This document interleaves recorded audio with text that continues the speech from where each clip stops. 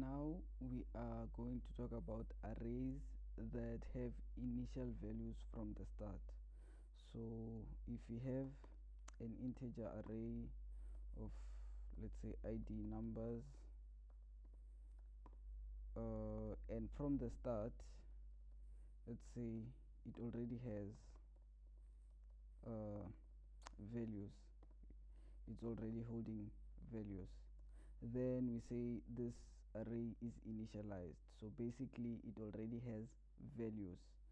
So then the important thing about having an array that's initialized is that the number of elements is not going to be 0, but it's going to be, in this case, 3.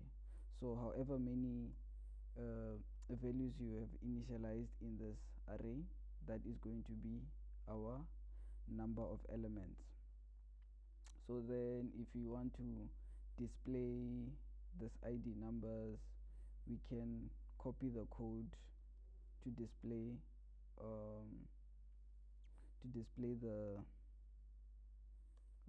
the values in the array from this method, from another code, right?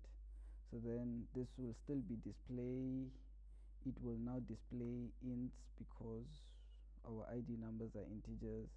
So this, I can just say this is an array. I can call it array instead of names, and I'll call this array again instead of names. Number of elements remains the same. So now we are going to call the method display and pass in the values ID numbers, and we are going to pass in the number of elements. Now we need to run the code. I did things, so now I need to go into the, so now we just say .NET run and run the code. Let's see if it works. So yeah, the display method works. So this is what I meant, that our code never changes for the display and updating.